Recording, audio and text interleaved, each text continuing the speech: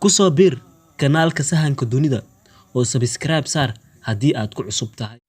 Suudaan waa dal Afrikaan ah juqraafi ahaan wuxuuna ku yaalaa dhinaca waqooyi bari ee qaaradda Afrika.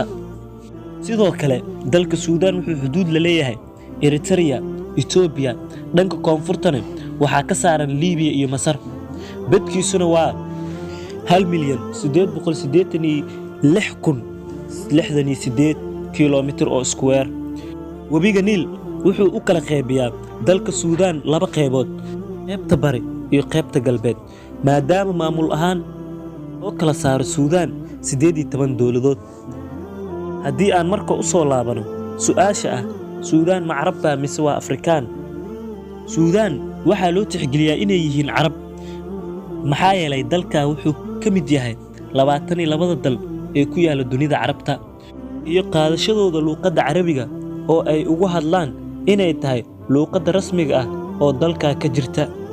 Sidoo kale dalka Suudaan maxaa loogu tilmaamaa Afrikaan maxaa yeelay dalka juqraafi ahaan wuxuu ku yaalaa qaaradda Afrika, asalkooduna waa Afrika. Magaalada Khartoum waa caasimadda dalka Suudaan waxaana la aasaasay 1691 waxayna juqraafi ahaan ku taalaa dhanka waqooyi bari ee dalka Suudaan.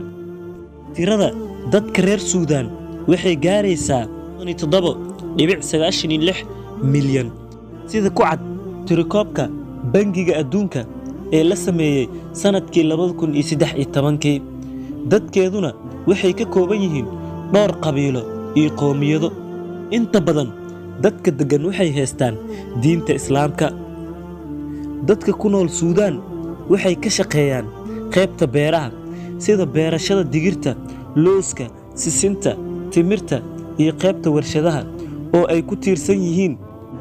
Dalka Suudaan waxaa loo arkaa mid ka mid ah dalalka hodanka ku ah kheyraadka dabiiciga ah oo ay ku jiraan keymaha, dhulbeereedka wax soo saarka leh, sidoo kale kalluumeysiga, dhaqashada xoolaha, waxayna qani ku yihiin macdanta noocyadeeda kala duwan.